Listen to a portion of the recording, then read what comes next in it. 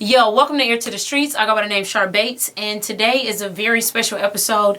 You guys know what's going on with the election, specifically in the state of Georgia. This is one of the most critical elections since probably the 60s. We have someone by the name of Brian Kemp, who is our current Secretary of State, who's running for governor of the same election that he's still overseer of. We've asked him to step down. He has not stepped down.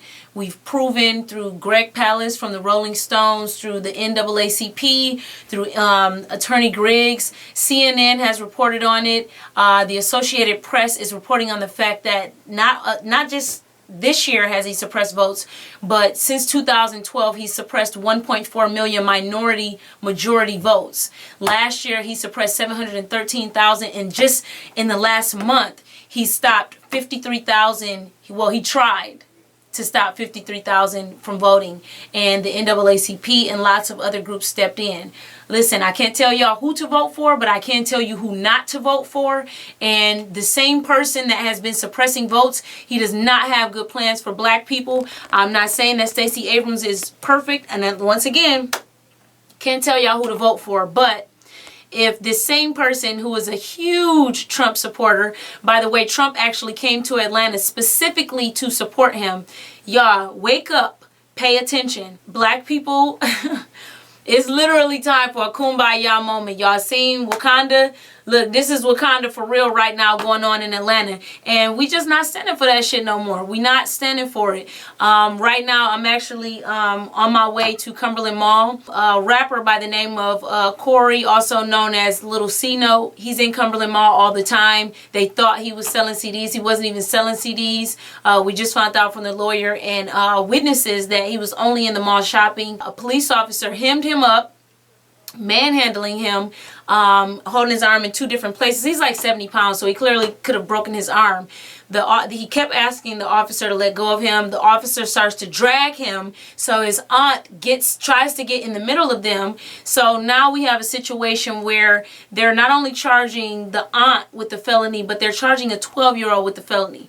And I understand it's some mixed feelings, like, oh, this isn't, full-on police brutality. I tell y'all what, y'all can let these people in the police handle y'all kids however they want to, however y'all want to, but let me be clear.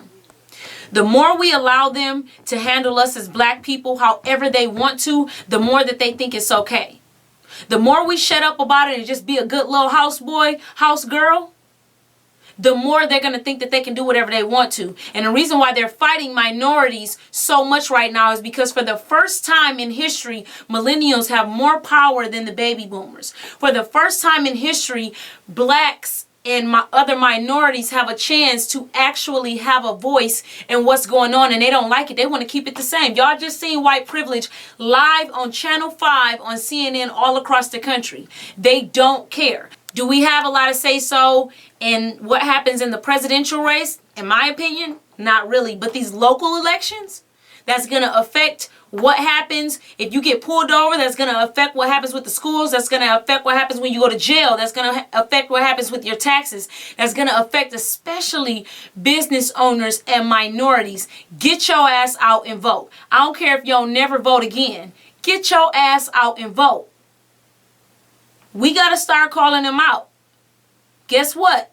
Now it's 2018. You be racist in 2018. We calling you out. We calling your mama out. We calling your job out. People is losing jobs. They losing endorsements. They losing a whole bunch of stuff. But nothing will happen if we just stand by. Nothing is going to change if we keep allowing things to be treated the same. For real, y'all, ear to the streets. We got our ear to the streets. You know what I'm saying? Penny, she on vacation right now. She going to be back next week. She held it down with Jay Prince last week. For me, I'm holding it down for her this week.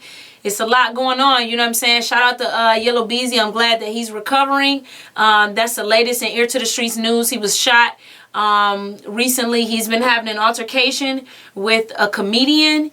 And people are saying that it could, more could possibly, ensue after this, because they've been in beef for a few weeks and the comedian was just killed. Yellow Beezy was near death.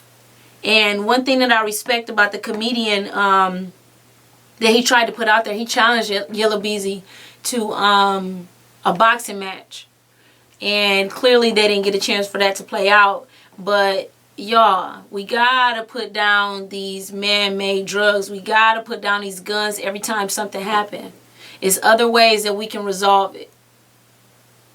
I know we be playing a lot and all of that, but that man can't come back. He put a lot of smile on a lot of people's faces. I don't even know Yellow Beezy, but I would be hurt if Yellow Beezy got killed. We lost too many people, y'all, to drugs and violence this year and in the past. Like, come on, y'all. We grown as hell. Let's act better. Let's do better and get your ass out and vote. Y'all heard it here first. This is Ear to the Streets, brought to you by Hip Hop Streets.